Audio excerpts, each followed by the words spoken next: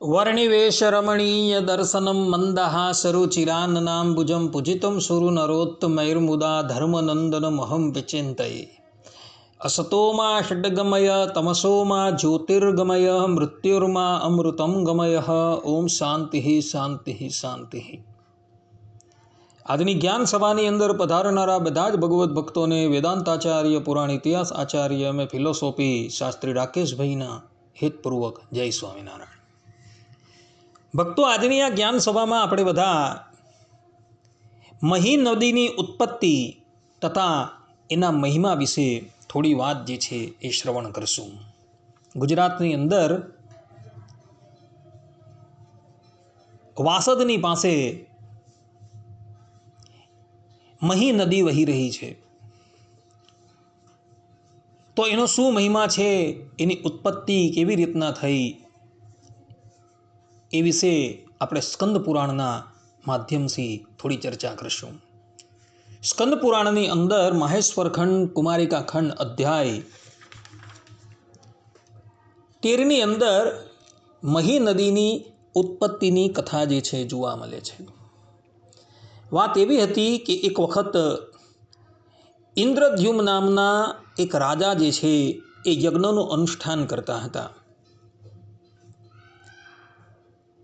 એમના યજ્ઞનો પ્રભાવ એટલો બધો ઉત્કૃષ્ટ હતો કે એને લઈને પૃથ્વી જે છે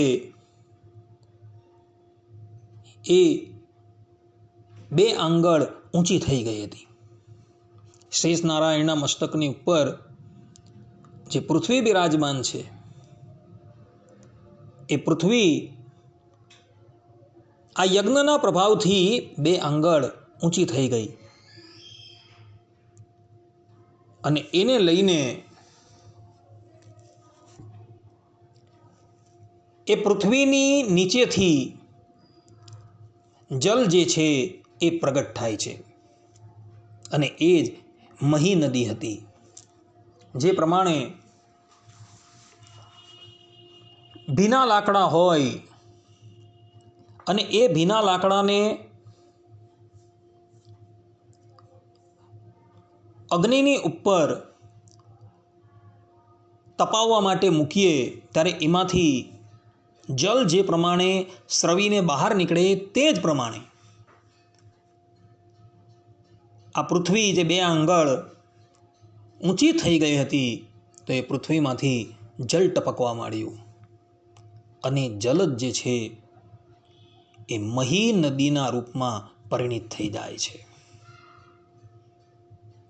આ પ્રમાણે મહી નદીની ઉત્પત્તિ જે છે એ અહીં બતલાવવામાં આવેલી છે। ભક્તો, મહી નદીના તીરની ઉપર અનેકો પવિત્ર તીર્થ સ્થાન છે, પરંતુ એની અંદર પણ મહી નદીનો સાગરની સાથે જે સંગમ થાય છે એ સર્વોત્તમ તીર્થ છે। આ મહીસાગરના સંગમ વિશે સ્કંદ પુરાણની અંદર માહેશ્વર ખંડ કુમારિકા ખંડ અધ્યાય 13ની અંદર ભગવાન વેદવ્યાસજી કહે છે कि महिसागर संगम में किया हुआ स्नान दान जप होम और विशेषतः पिंडदान सब अक्षय होता है। पूर्णिमा और अमावास्या को यहाँ किया हुआ स्नान दान और जप आदि सब कर्म अक्षय फल देने वाला होता है। आ प्रमाणे स्पष्ट रूपे અહીં આનો મહિમા બતલાવવામાં આવેલો છે। સ્કંદ પુરાણની અંદર માહેશ્વર ખંડ કુમારિકા ખંડ અધ્યાય 13ની અંદર તો ત્યાં સુધી લખેલું છે कि पृथ्वी पर जो कोई तीर्थ है उन सबके जल से उत्पन्न सार रूप मही नदी का जल माना गया है। अर्थात कि पृथ्वीनी ऊपर જેટલા પણ તીર્થો છે એ બધા જ તીર્થોના જલથી ઉત્પન્ન સાર રૂપ મહી નદીનું જલ જે છે એ મનાયું છે। ત્યાં ભગવાન વેદવ્યાસજી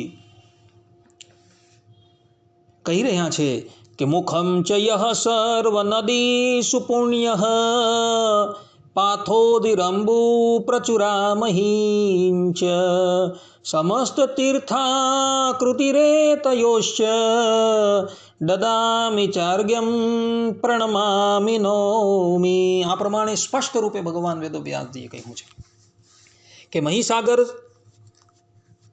નદીનું જે જલ જે છે એ સમસ્ત તીર્થોનું સાર છે. માટે ભક્તો, જ્યારે પણ તમે મહી નદીના તીર પર પહોંચો ત્યારે અવશ્ય મહી નદીની અંદર સ્નાન કરજો, કારણ કે એના સ્નાનનું બહુ મહાત્મ્ય બતલાવવામાં આવેલું છે.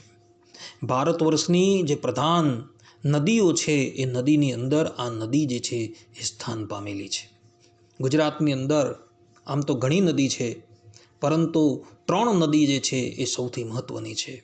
એમાં પ્રથમ છે નર્મદા, દ્વિતીય જે છે એ તાપી અને તૃતીય જે છે એ આ મહી નદી છે. આનું એવું બીજું એક નામ છે મહીસાગર, કારણ કે સાગરની સાથે એનો સંગમ થતો હોવાથી એને મહીસાગરના નામથી ગુજરાતની અંદર ઓળખવામાં આવે છે.